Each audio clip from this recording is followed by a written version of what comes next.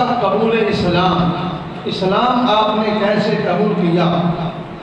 تو ریگستان عرب میں آفتاب اسلام طلوع ہوا، اس ریتلے علاقے میں آمنہ کا لال آیا، آمنہ کا لال آیا، تو مکہ کی وادیوں میں عمر بن خطاب نبی پاک صلی اللہ علیہ وآلہ وسلم نے توحید کی آواز کو بلند کیا، کیونکہ اس وقت اس ریتلے علاقے، اس عرب کے علاقے میں بت پرستی عام تھی، خدا کا نام لینے والا کوئی نہیں تھا۔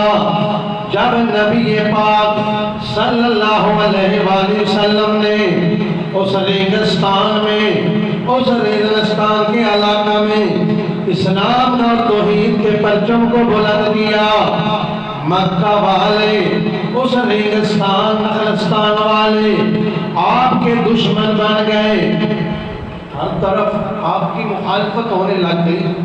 تو حضرت عمر بن خطاب آپ بھی شروع میں سخت اسلام کے مخالف تھے، اسلام کے مخالف تھے۔ تو جب آپ نے اعلان کیا نبی پاک صلی اللہ علیہ وسلم نے، تو مکہ والے تو دشمن بنے، لیکن عمر بن خطاب بھی سخت ترین اسلام کے دشمن بن گئے۔ جو بھی آپ کو پتہ چلتا کہ یہ بندہ اسلام میں داخل ہو گیا ہے، اس کو نہ چھوڑتے، جہاں تک ممکن ہوتا اسے پیٹتے، اسے مارتے۔ آپ کے خاندان کی کنیز ایک عورت تھی، اس نے اسلام قبول کر لیا۔ عمر بن خطاب نے اسے اتنا مارا،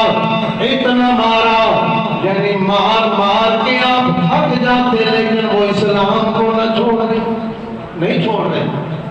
آپ کی کنیز ہے، خاندان کی عورت، تو آپ کو اسلام کو قبول جو ہے انہوں نے کر لیا۔ آپ مار رہے ہیں جتنا مار سکتے ہیں، ان کے علاوہ بھی جہاں تک آپ کا ہاتھ پڑتا، جتوں تک آپ ممکن سمجھتے، جیڑا اسلام کا کالنا وردہ اس کو ٹوٹ دے، پھاڑ کے جتنا ظلم و ستم کر سکتے آپ اس کو کر دے، مار دے۔